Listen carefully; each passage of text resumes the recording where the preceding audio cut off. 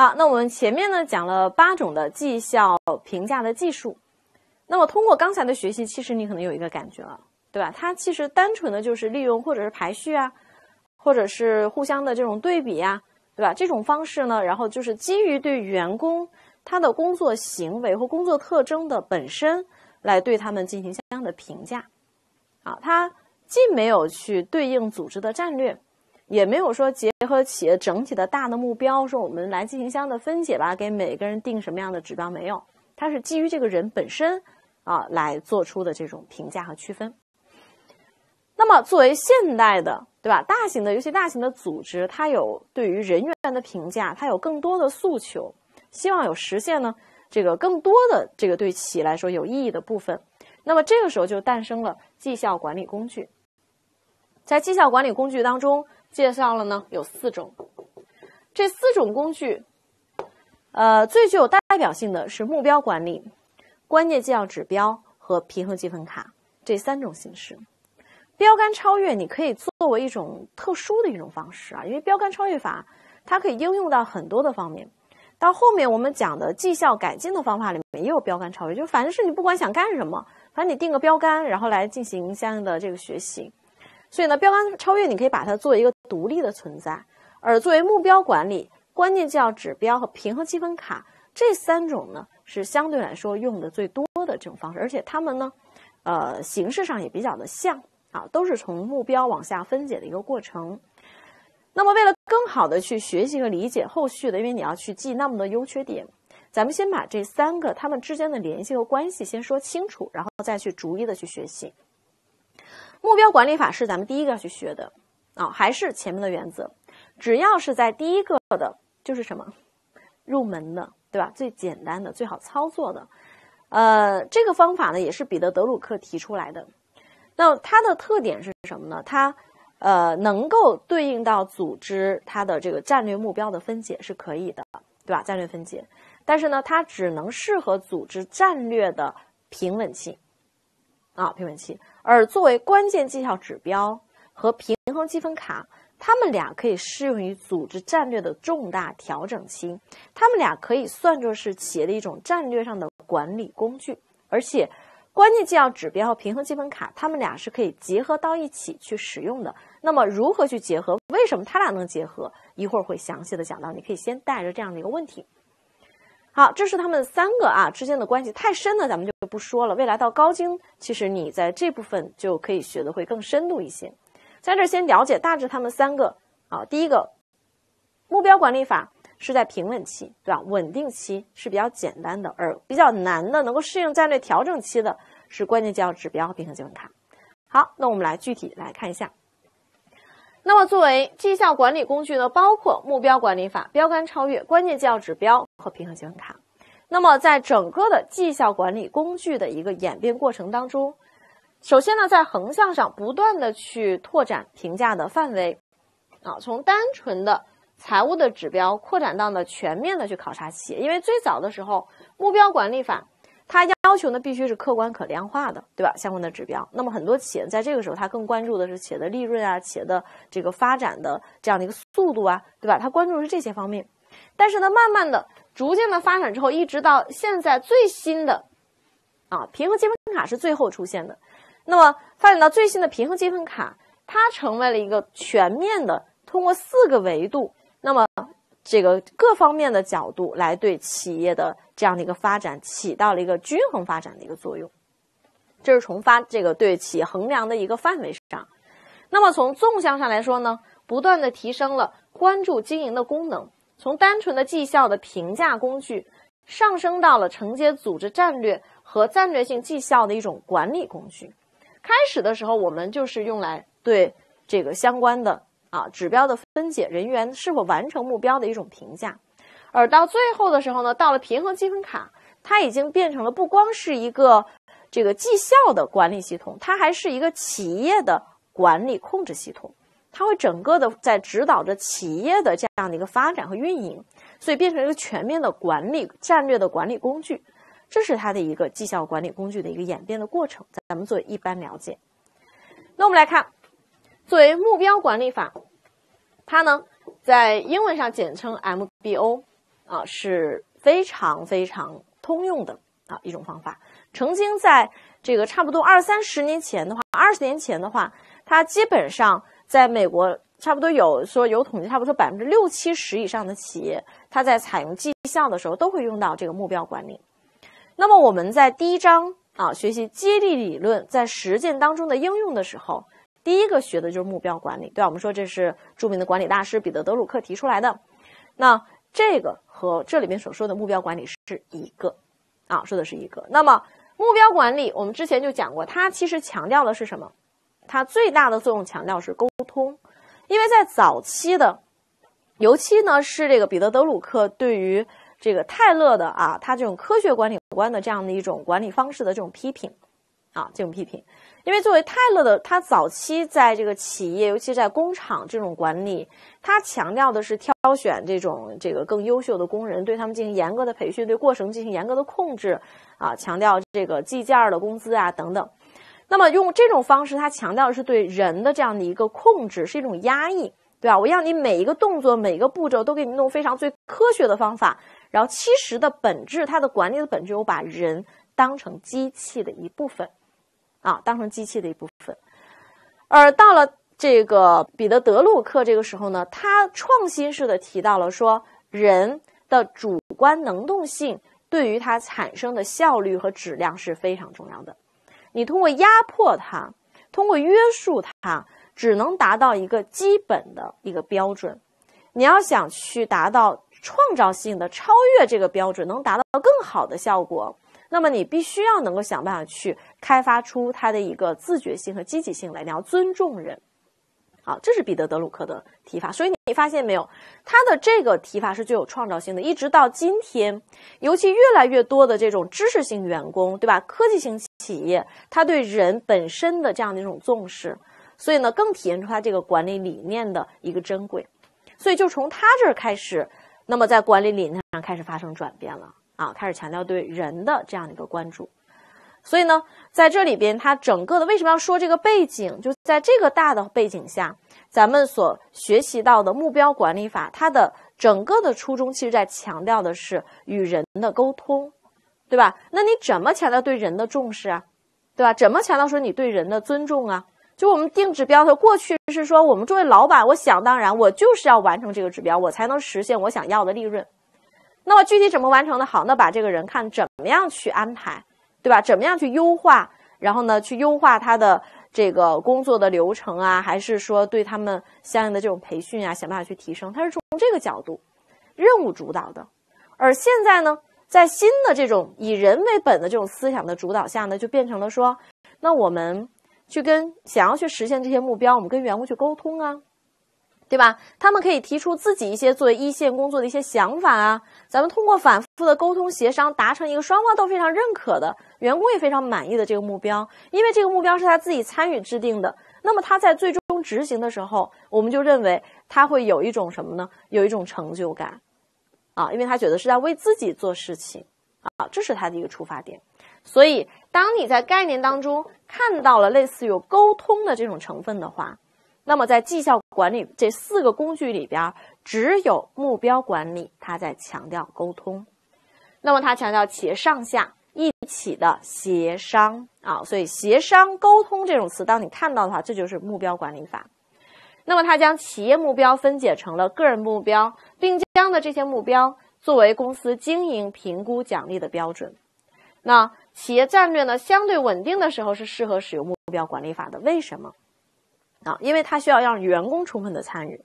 当你的目标比较稳定，员工对于企业大的方向各方面都比较了解的情况下，其实双方更容易达成一致，也就是员工对企业更容易理解，对吗？那么一旦企业处在重大的变革时期、调整时期的时候，那么很多未知的这些部分，那么高管可能会理解啊，因为他可能视野更开阔。但是对于普通员工的话，他对于未来是未知的，他不知道，所以他很难进行接受和理解。这种情况下，你用目标管理法就会增加你的沟通的成本，甚至是很难达成一致，就很难执行。所以说，它相对来说适合于比较稳定时期啊，在战略的时候用目标管理法。好，那我们来看它的一个设计流程。在这4种方法里边呢，都会介绍到设计流程。那么完整的流程说第1步、第2步、第3步是什么不重要啊，不重要，因为我们都是选择题，之前反复说过，流程它没法考。那么对于个别的一些流程里边包含的内容啊，它是可以拿出来提炼出这个小点，能成为一些考题，所以是需要咱们注意的。但具体说第1步、第2步、第3步干什么，这个不重要。那么在流程当中，首先我们是绩效目标的确定，那么它是管理者与员工分解上一级指标，然后呢共同确定本程绩效目标的过程。需要注意的是，各层级目标呢必须与企业层级层次上所设定的目标相一致啊，就你目标必须基于企业的组织的这种目标往下分解的过程。那么再有呢，目标必须是具体相关、可实现、可测量。这里边教材写的有一些问题啊，这个是不准确的，但你知道就好了。因为在目标管理法，它其实跟后面我们学到的关键绩效指标法是一样的，他们所定的指标的标准都应当遵循的是 SMART 原则，也就是说是5个方面，既要是具体相关、可实现、可测量，还得是有实现的啊，有实现的。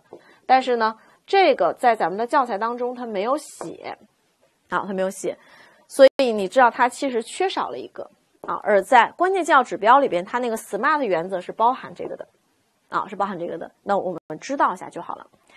那理论上来说应该包含，但是如果真在考题里边啊，真在考，但是我觉得但凡是一个他出题的人应该是很懂的啊，我觉得应该是很懂的，所以应该不至于去犯这个错误。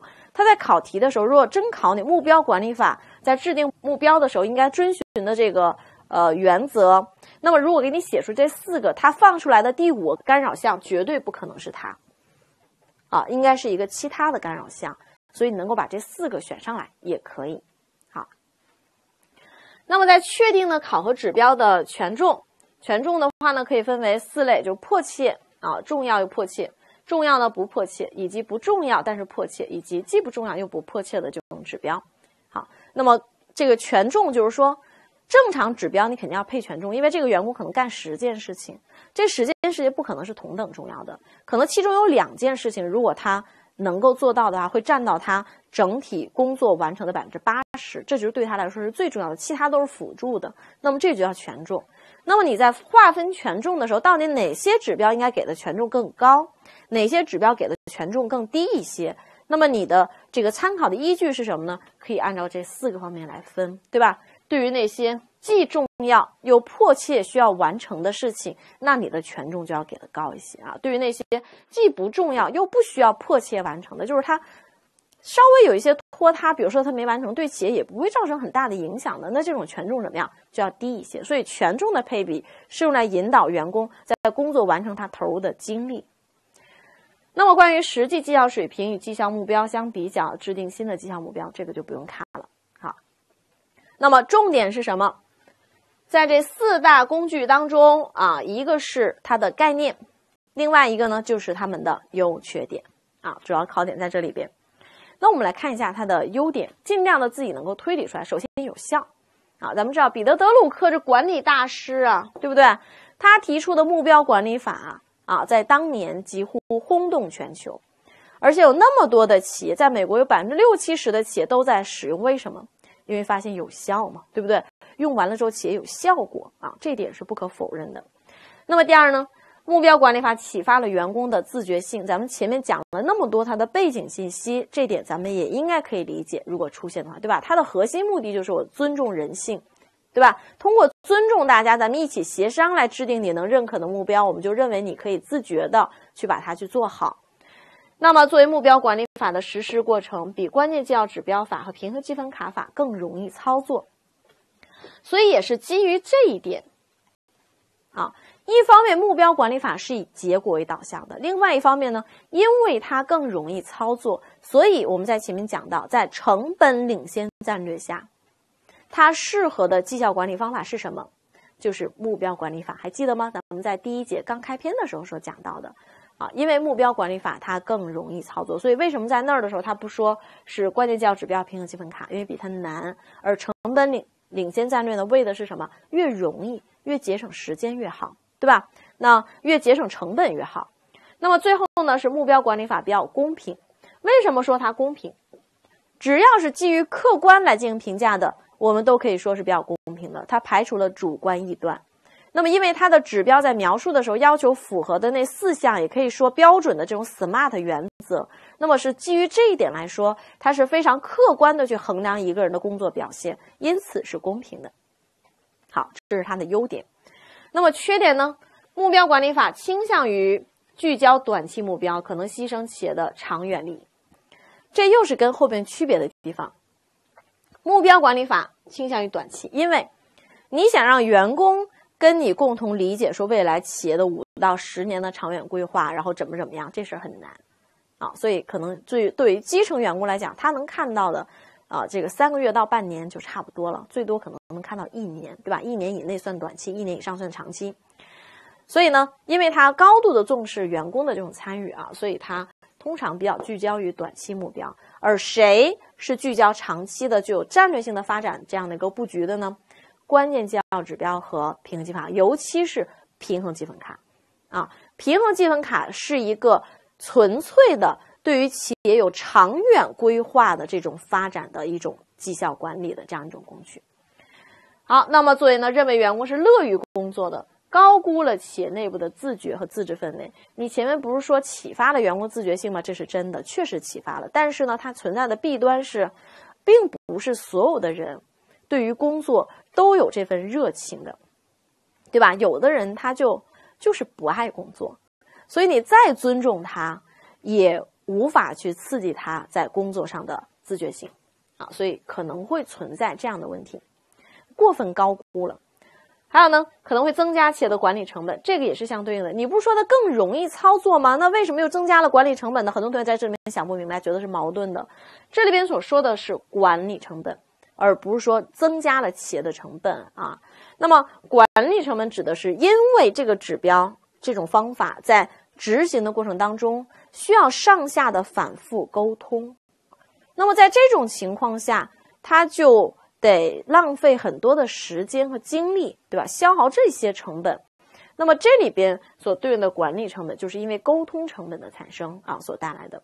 所以呢，它跟成本领先战略并不矛盾，因为它操作简单。虽然它增加了管理成本，但是从总体上的操作成本来讲，它依然比其他的方法要便宜。好，那么最后目标呢，有可能难以制定。这一点在一会儿学到的关键绩效指标里面也有啊，只要你用的是这个 SMART 原则，你希望公平，你希望完全的客观可量化，那么就必然有一些岗位难以制定，因为就是有一些工作岗位它没有办法量化，它量化不出来啊。像有一些知识型的这种员工，对吧？他的工作就很难用完全量化的指标。还有一些呢，像人力资源的工作就也是很多工作也很难以量化，那么就不好去制定啊，这是它的一个缺点。好，咱们做题看一下，关于呢绩效管理工具中工作这个目标管理法的说法，正确的是它的假设之一是员工怎么样，它的前提一定是员工愿意工作的，所以它才通过启发员工的自觉性来进行管理。那么聚焦的是短期，比较的公平因为它用的是 SMART 原则的这种方式。那么它适用于呢企业战略在一定时期内相对稳定的企业没问题。那么有可能增加企业的什么管理上的成本没问题。所以这里边除了 A 选项之外B、C、D 都是正确的。那我们来看第二个标杆超越。标杆超越法呢比较容易它呢是对比和分析业内外领先企业的经营方式，对本企业的产品或服务、业务流程等关键成功因素进行改进和变革，使企业呢成为同行最佳的这样的一个系统过程。所以作为标杆超越，它本质上其实就是通过对比，对吧？通过跟别人的这种对比和学习然后呢来去这个提升和改变自己。那么标杆超越的实质就是企业的变革，通过学习同行经验，改掉呢制约企业发展陋习的一个过程。那么这个跟绩效指标有什么关系呢？因为我通过去找到这个标杆企业，看它是怎么做的，那么以这个标杆来制定我们企业内部的这个指标，所以它的指标来源于什么呢？目标管理法、关键绩效指标法和评核积分卡法这3种方法，它的指标都来源于组织的最高的战略目标，然后往下分解的，对吧？按照部门、按照组织、部门、个人的这样的一个层次分解的。而标杆超越，它的组织目标来源于什么？来源于我选择的标杆是谁啊？把这个标杆它所完成的各维度人家的这种表现来定义为我们的指标，所以它跟另外3个其实不太一样。那么从3个方面了解一下标杆超越法。首先，这个标杆指的是最佳的实践或者说最佳的标准，那么也就是企业在产品或服务、经营管理、运作方式这些方面的一些榜样，对吧？我们要找这里边的考察的关键词是最佳。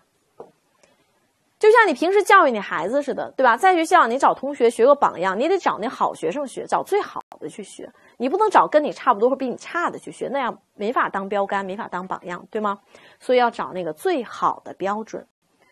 那么这个标杆选取的话呢，不局限于同行业，应该有更广阔的视角。这句话特别有同学就好像理解不了啊。那么标杆首先你应该在哪里找？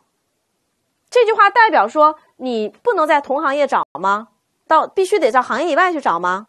不是，对吧？你找标杆肯定优先的在同行业去找，因为同行业是最具有相似性的可学习的，对吗？那么他这句话的意思其实说你在寻找标杆的时候，首先应该同行业去找，但是如果同行业没有合适的，就在这个整个这个行业里边，在这个领域就没有人做得好，那么你就希望能把它做好，那这个时候你就可以把你标杆选择的视角怎么样，并不一定局限在非得在这里面找，找不着怎么办？那你就可以有更广阔的到外面去找，尽量找能相似的，在这方面做得好的，能够进行对比的。那么相比其他系统考核呢，更注重比较和衡量。好，那么来看它设计流程，第一步就是发现瓶颈，因为标杆超越的本质其实就是组织的变革，对吧？要进行改变嘛。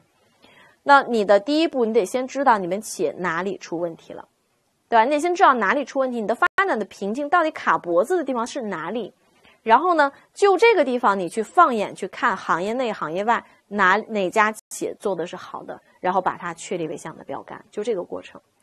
所以在选择标杆的时候呢，应当遵循的是2个标准，一个呢是标杆企业要有卓越的绩效，就是你要找那个最佳的标准啊。第二呢，说被瞄准的领域一定要跟本企业有相似的特点啊，你相似的在本企业找，在本行业找，行业内没有，放到行业以外，那你也得找什么呀？跟企业有相似之处的。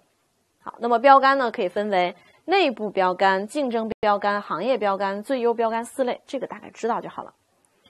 那包括收集数据，通过呢比较分析来确定绩效标准，以及沟通交流采取行动。这里边有可能出现在考题里面，就是应当遵循的这2个标准啊，这2个标准咱们去了解一下。好，还是重点来看一下它的优缺点。从优点上来说，它有助于呢激发企业当中团队和整个企业的潜力，去提高绩效。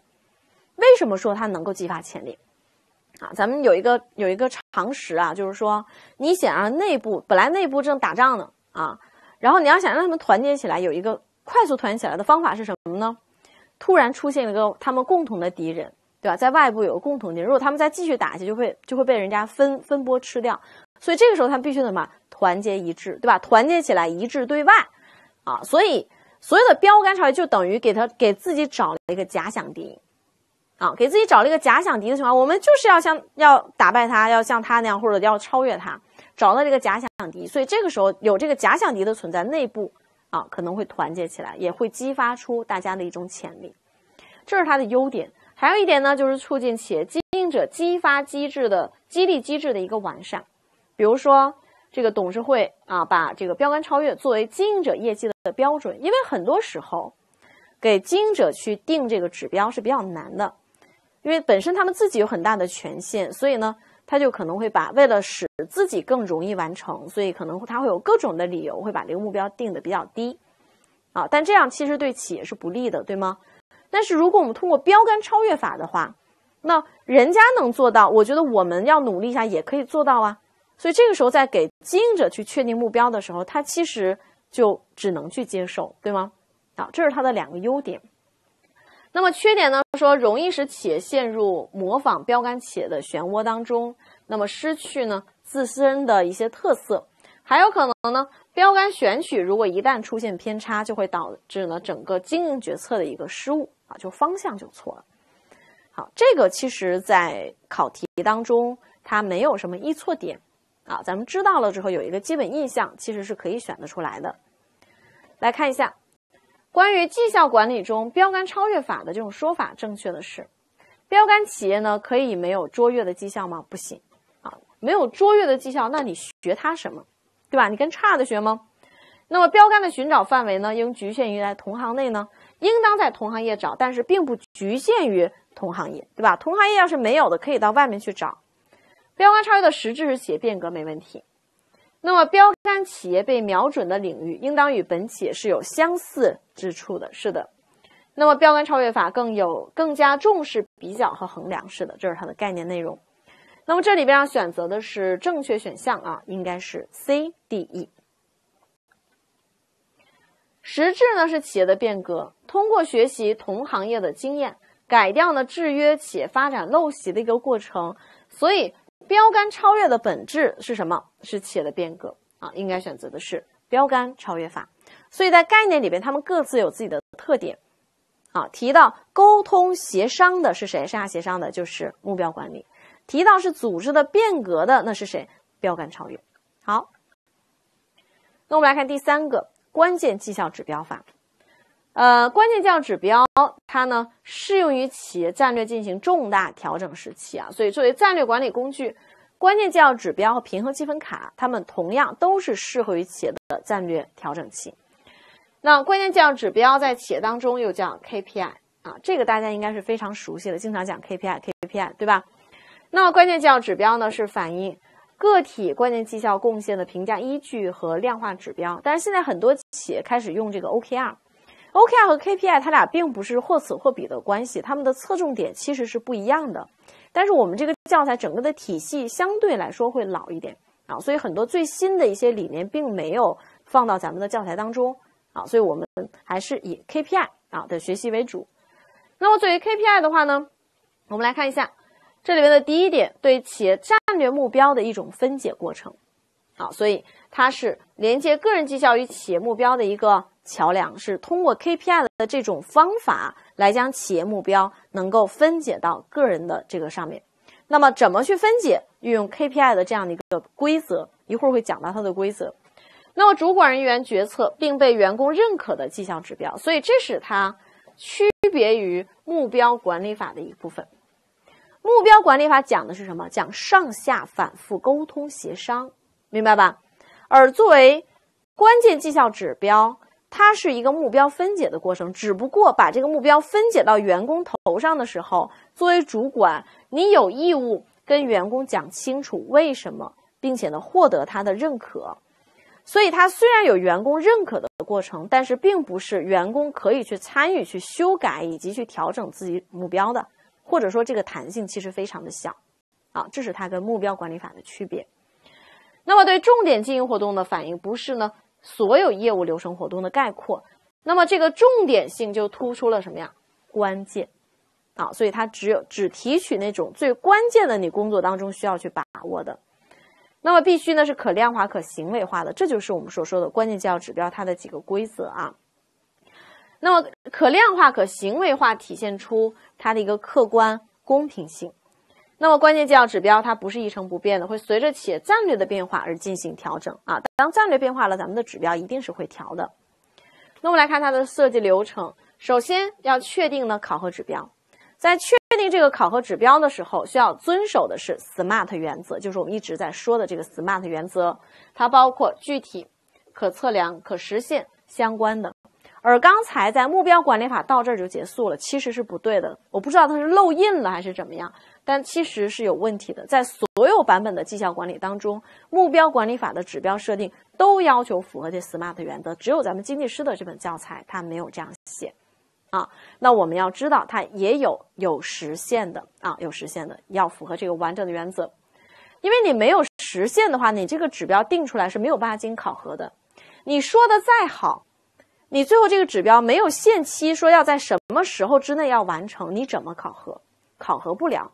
所以必须应该是这5个，一定是要完整的。所以在制定指标的时候，什么叫 SMART 原则呢？你每描述完这个每一个岗位它具体这个指标，你要拿着这个文字这个描述指标去对照，看看它是不是符合这5个方面。只有它这5个方面同时都符合的情况下，才能保证到期进行考评的时候，我们能够对它进行准确的、客观的这样的一个测量。那么关键绩效指标呢，有4种类型，有数量、质量、成本和实现。这4种类型我们可以把它称之为硬指标。那么这4类指标，所有的硬指标就是完全能够数量化的，完全能够数量化，那能够进行客观考评的。那么基本上，如果你要是按照关键绩效指标来走的话，它所包含的指标基本上这4类，因为抛开这4类之外，你其实就都没办法去实现这个 SMART 原则。比如说，我想考察满意度，满意度这个事情就是非常主观的，它不是这4类里的，对吧？那在这种情况下，其实你就没有办法进行这个 KPI 的考评。好，那么这里边说这4类指标所包含的这个内容这个概念不用记，但是呢，问你说关键绩效指标的4类都有什么？这4个你还是得有所印象，因为到第9章。关于培训效果评估的硬指标里边，其实也还有这个内容。好，那么去确定评估的标准，在标准方面呢，包括有基本标准和卓越标准。什么叫标准呢？就你指标定完了，指标定完了，比如说你应当在什么什么时候之前，然后要完成一个什么什么样的工作，对吧？这是这个你的指标。那么这个标准是你完成到什么样的程度？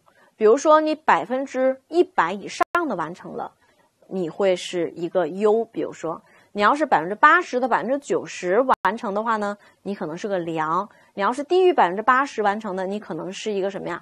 就是一个不及格类似于这个就是最终你完成的情况，然后呢所对应的这个你的这个标准所对应的这个标准。所以这个分为基本标准和卓越标准，而基本标准呢，是指管理者期望被评估者达到的一个水平。那么非激励措施，它是基本绩效工资的一个实施的依据。而作为卓越绩效标准呢，是超额完成任务，主要用于呢识别核心员工。激励性措施呢，实施依据呢是额外的奖金和这种晋升。所以很多同学会说，哎呀，我日常工作领导要求的我都做好了，但为什么升职加薪从来都没我的份儿？因为你一直做的是基本标准领导在指标当中要求你的就是你应当去做到的，那么你一直做的是这些，你也只能拿一个基本的绩效工资。如果你要想让领导对你另眼相看，对吧？你要想获得超额的回报，那这个时候你就要往更高的、更卓越的标准去超越领导的期待。那么在进行这个关键绩效指标设置过程当中，有这样的3个注意事项。第一呢，就是很重要的，你要体现它的关键性，也就是指标的数量不能过多。第二呢，同类型职位的关键绩效指标应当保持一致就是你必须保证那个公平感，对吧？同类型咱们工作其实是一样，那我们的指标也应当是一致的。那么关键绩效指标要贯彻企业的战略重点，因为它是战略管理工具这几个注意事项好，比较简单。那么重点需要大家记的是优势和劣势的分析。那么企业绩效指标与企业战略目标是紧密联系在一起的。那么它是一个自上而下的确定各个级别绩效目标，将企业和个人目标很好的整合到一起。所以看出区别了吗？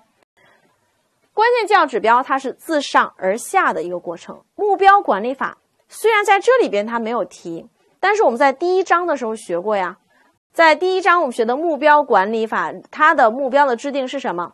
既是自上而下，又是自下而上，对吧？两者因为它是反复沟通协商确定的，所以这2个环节都要包括。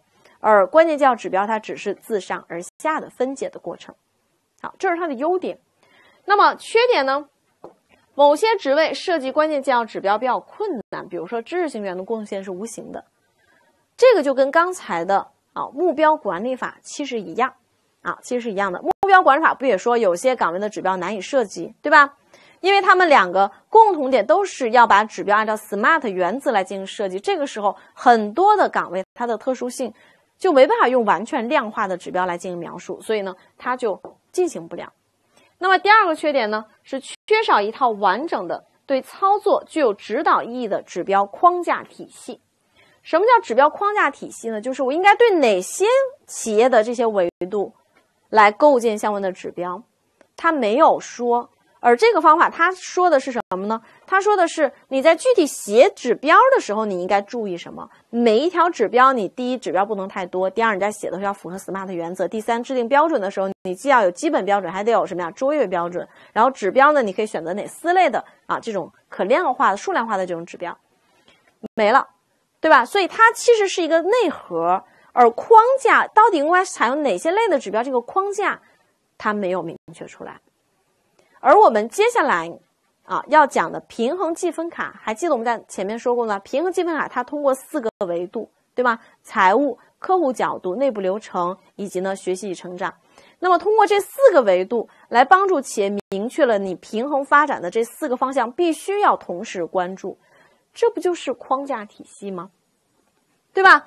所以平衡计分卡它起到的是框架体系的作用，而关键绩效指标就是用来在这个框架体系下去完成具体内容的设置。所以在企业的应用当中，有一种方法叫 BSC 加 KPI， 也就是平衡计分卡加关键绩效指标相结合的这种方式来进行操作的，所以它们俩是紧密相连的。好了，那我们来做题看一下，关于呢绩效管理工具的说法，正确的是目标管理法的假设之一是员工天生不喜欢工作只要有可能就会逃避工作，这个是不对的，对吧？我们假设是他愿意工作。那么作为呢标杆超越法并不要求企业及其被超越的领域与本企业有相似的特点吗？不相似你怎么学，是不是？那么关键绩效指标必须是数量类的吗？不是它是有4个类别数量的呀，还可以什么呀？这个成本的呀，时间的呀，这些都可以。那么只要是可以量化的就可以。那么与目标管理法和标杆超越法相比，关键绩效指标法与平衡计分卡法更适合企业的战略调整期式的。好，那这里边的正确选项是谁？ D 选项。那关于呢绩效管理工具的说法，正确的是目标管理法的假设之一是员工是愿意工作的，而不是逃避工作的，这反过来了，对吧？这个是对的。那么目标管理法呢，比关键绩效指标法更适合于企业战略调整期吗？不是的，反过来说就对了，对吧？关键绩效指标法比目标管理法更适合战略的调整期。那么标杆超越法呢，强调标杆企业应该与本企业高度相似，并且呢属于同一行业，这个不一定确实是要相似的特点，但是呢你要找比你们企业做得好的，而且做得卓越的，并且不一定要局限于同行业。那么关键绩效指标必须数量类呢，所以你会发现在这个考题它是具有这个历年的真题，稍微变一下形，换一个干扰项，然后再重复出现的这部分做真题是非常有必要的那么正确选项是 A 选项。好，那我们来看最后一个平衡计分卡。平衡计分卡呢是一种新型的战略性的绩效管理系统和方法，那么适用于呢企业战略的重大调整时期，这个咱们就不解释了。那么它着眼于企业的长远发展，从4个角度呢关注企业的绩效，包括财务、客户、内部流程与学习发展所谓的财务角度呢，就是我们常规的所关注，比如企业的利润企业的销售等等这些。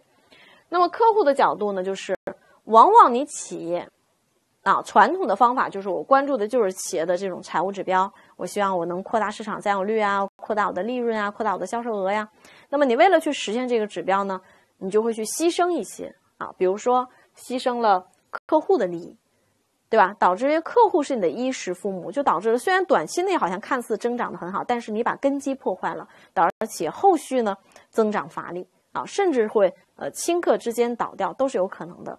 所以它为了让你企业能够健康的平衡性的这种发展，那么不仅告诉你要关注财务角度，你还要考虑到客户的角度要为客户去着想。同时呢还有一个是什么呢？你内部流程的梳理，就是你在企业成长过程当中，保持你持续增长的一个原动力，其实由你企业的内部的整个的管理是不是越来越梳理的越通畅，对吧？越科学。那么再有呢，通过减少这种内耗啊，更加流畅的科学的这样的一个内部的运转，再加上什么呢？再加上，因为你所有的目标都是要靠人去实现的，那你要是能够做到说，让我们所有的这个员工，他的能力每天都是在学习的，都有他学习的目标，他一直是在提升的，那么是不是就保证你们企业其实都持续不断的具有这样的一个增长的原动力呢？所以它同时还要考虑到学习与发展的角度，这个针对的是员工。所以在这里边，它4个维度其实就考虑了既有财务的指标，同时要求你平衡的去做到什么呢？做到客户你内部的管理的完善以及员工的成长。啊，那么这其实看起来就非常的完美啊，这样的一种方法。那么因为这4种方法它是循环驱动的关系，对吧？你开始财务指标可能实现了，后面这3个指标慢慢的也实现了，然后因为后面3个指标的实现，它会进一步的去推动什么呀？会推动你可以完成更高的财务指标，然后再去循环呢，它会推动你完成更高的财务指标。所以这个方法的运作一定要通过长期看的效果更加的明显，因此它是一个这个比较长期的发展的这样的一个战略管理工具。那我们来看财务指标，关注的是企业已经采取行动所要达到的结果。那么另外的3个方面的指标呢，用来补充财务指标，同时支持未来的财务指标的改进，甚至是成长。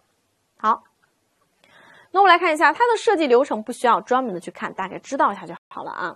审视呢企业战略和竞争的目标，设立呢绩效指标，开发各级评核积分卡，那么设定呢各级指标的评估标准，以及进行绩效考核，分析考核结果并修正指标和标准。那么关键的点是它的注意事项啊，就是概念、注意事项和优缺点啊。那么来看注意事项，高层管理者参与评核积分卡的实施，并鼓励员工参与绩效体系的设计过程，提高员工的理解度和支持。所以这一点上，它其实跟关键绩效指标很像。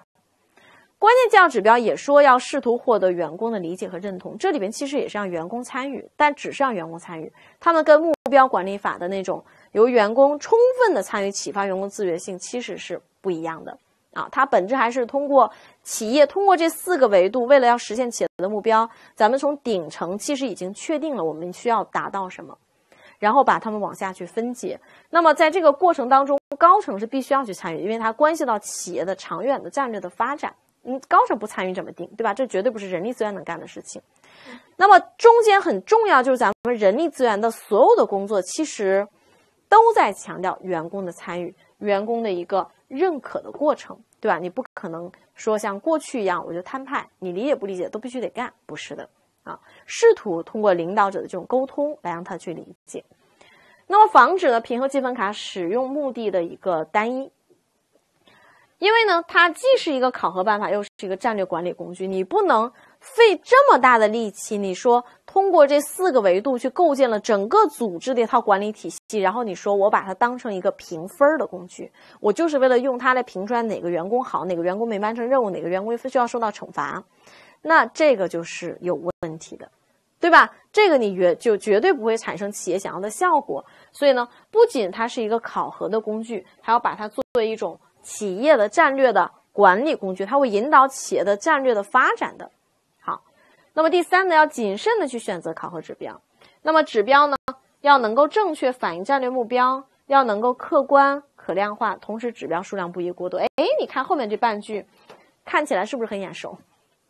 这个说的不就是关键绩效指标吗？也就是说，它在搭建了框架了以后，在明确说具体你写内部的指标的时候，要求你要按照关键绩效指标的这个标准来进行写。所以为什么叫 BSC 加 KPI 啊？它有框架，它内容需要按照关键绩效指标的标准，而关键绩效指标呢，它有内部的标准，它缺少框架，所以2个完美的结合到了一起。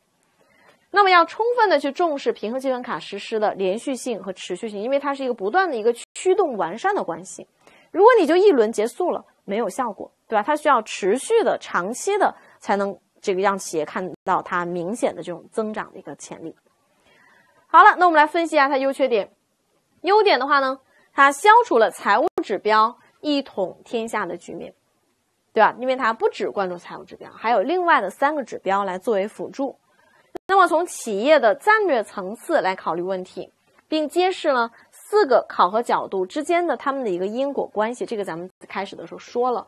那么因此发展了这个企业在内部的一个战略管理系统，所以它不再是一个考核工具了，它结合着考核，那么还形成了一种战略性的管理的工具。那么实现了评估系统与控制系统的结合啊。评估系统其实就指我们其实用来作为绩效考核评分的一个系统，而控制系统其实就是我们做一个企业战略管理的一个系统啊，两者完美的结合到了一起。那么使管理者呢将所有的重要指标那么放在一起去综合考虑，提高了企业发展的协调性。所以为什么叫平衡积分卡，对吧？你不是说就想着去冲业绩啊，然后就牺牲了很多啊，不是的，让你们协调发展。好，优点有这么多啊，这个不需要专门的去背啊，不需要专门的去背。注意啊，我看有同学留言说，哎呀，老师都不让我们去记忆或怎么样，这不是不让记啊，是不让你背。你硬背，你一条一条的，那这样的学习方法呢就会比较笨，就是你效率会很低啊。但是呢，你通过理解了平衡积分卡它到底是怎么运作的，它是怎么回事儿，那么所以你在总结它的优缺点的时候，其实这几条那一旦出来了，其实你是可以很容易去识别出它是对是错的，所以只要能够理解就好了啊。那么你想这么好的一个方法啊，在美国它是一个叫什么公司，那个我有点记不清了啊，它是一个它的 CEO 他想到的这个方法啊，然后呢这个在企业内部实施了之后，本来是一个濒临亏损的一个企业，它通过运用这个平衡积分卡不仅起死回生了，而且发展的非常非常的好，然后就被很多美国企业去效仿，然后这些企业都产生了非常好的效果啊，所以这个方法被广泛的应用。在中国呢，它进来了以后，应该是在2000年前后啊，到2000年以后用的会发展的还更快一些。那么进来之后呢，在中国也有很多大的企业应用，但是也有很多企业失败。相对来用的比较好的，产生比较好的效果的万科啊，万科就用了这个平衡积分卡啊，4个维度。所以你发现万科房地产它的物业，它对用户做的都非常的好。这个在高精里边，它专门给出了一个在这个平衡积分卡高精的这个案例分析题啊，讲的就是这个。然后联想用的也是平衡积分卡这个方式。所以呢，它其实整体上非常的完美。那么它的缺点其实是什么呢？只有一个啊，就像我们前面讲过的那个逻辑，当它非常完美的时候，它其实就跟行为锚定法是一样的，挑不出别的毛病，但是你想要这么好的效果，你就得出钱，对吧？它的成本非常的高，需要耗费大量的人力、物力和财力，这是它唯一的缺点。好了，那咱们做题来看一下。平衡积分卡关注呢组织绩效的角度包括什么？如果这种题出现在多选里面，这就是送分题了，无论如何都要答上来的。财务、客户、内部流程、学习成长，跟竞争对手没关系啊。那选择的应该是 A、B、D。关于呢绩效管理工具的说法，正确的是平衡积分卡呢因实施成本比较低而得到广泛应用吗？肯定不是的，对吧？它是因为效果好啊，成本高。那么目标管理法呢，通过持续的沟通将企业目标组成分解。那么看它的什么？沟通啊，就是持续的沟通将目标分解的，没问题。标杆超越法呢，通过分析个体的高绩效表现，实现呢评价标准的这种量化。它是对个体吗？标杆超越是找一个企业，对吧？来作为标杆啊，找或者某一方面来跟它进行学习。那么关键绩效指标法，通过在企业内部制定质量管理体系吗？跟质量管理体系没关系。所以这里面符合条件的只有谁？只有 B 选项啊，这是一种出题方式。好，那我们来看一下，还有这样的一个题型，关于呢绩效管理工具的说法，错误的是目标管理法呢能够节省企业的这样的一个管理成本，不行，对吧？因为目标管理法它因为上下反复的沟通所导致的是管理成本会增加。那么关键绩效指标法呢，将企业的绩效指标那么与企业的战略目标紧密的联系在一起，这种表述是没问题的啊，因为它是一个战略的管理工具。那么标杆超越法呢，有助于激发企业的潜力，提高企业的绩效。是的，它是内部团结一致对外积分卡法消除了财务指标一统天下的局面，没问题。那么让选错误的谁 ？A 选项。关于呢绩效管理工具的说法，正确的是目标管理法倾向于聚焦企业的长期，谁聚焦的是长期？平衡积分卡啊，目标管理法因为它充分的让员工参与其中，所以这个时候它更多的聚焦的是什么？是短期，所以它的一个缺点就是聚焦于短期可能会牺牲企业的长远利益。那标杆超越法呢？当中的标杆对象主要就是其他行业的优秀企业吗？不能啊，它只是说不局限于同行业，能明白这意思吗？你首先其实肯定还要在本行业去找，没有的情况下，那你可以上行业以外去找。那么关键绩效指标法的指标应该尽量的多一些吗？应该是什么？体现出它的关键性，指标不宜过多。而平衡积分卡法从战略层面揭示了4个绩效角度之间的因果关系，没问题啊。就是整体上大家学的时候呢，可能会觉得比较辛苦啊，但是如果你真的理解了啊，真的理解，其实做题上来讲，其实还可以，对吧？因为这个地方比较少的情况下会出多选题，大部分情况下就是这4个指标每一个抽取一句话就是一个单选题。好了，那我们对于这一章的内容呢来做一个梳理啊，这是最难的部分，我们就过去了。首先是关于绩效评价与绩效管理工具啊所涉及到内容。先来看绩效评价，绩效评价主要是包括呢2个部分啊，一个是绩效评价的技术，3大类啊，8种技术，还有呢是绩效评价常见的误区以及应对方法，主要是常见的误区这几种方法，把它概念能够去逐一的对应上就可以了。那么在这8种技术的学习的时候啊，咱们再强调一下，首先你要怎么办？你要把它们各自所包含的内容按照顺序记下来，对吗？一定按照顺序，这样当你按照顺序记下来，量表法包括什么呀？图尺度、行为锚定以及呢行为观察量表。那么把这按照顺序记下来，你就能推理出来谁是简单的入门的，对吧？成本低的好操作的。那么谁呢是更准确的，能够进行绩效反馈、绩效改进以及能够客观评价的？那么谁是特殊的，能够作为职位说明书的补充的等等。通过这些方法，其实你就能够分析出来。那么分析出来之后呢，你再展开的去把你特殊去记的相关内容，把它能够完善进去啊。所以这是一种方法。那再有呢，就是绩效管理工具。在绩效管理工具里边，这4种工具咱们现在学完了，对吧？咱们学完了，所以在现在回过头来再去对照着在第1节里边所涉及到的跟战略之间的关系，那么你现在应该就能明白为什么成本领先战略要用目标管理法，对吧？为什么要目标管理法？因为它虽然管理成本这个比较会提升，因为上下的沟通，但是它相比于关键绩效指标和平衡积分卡，它的操作是更简单的，操作越简单肯定是越容易，那成本也是越低的，综合的成本肯定是越低的。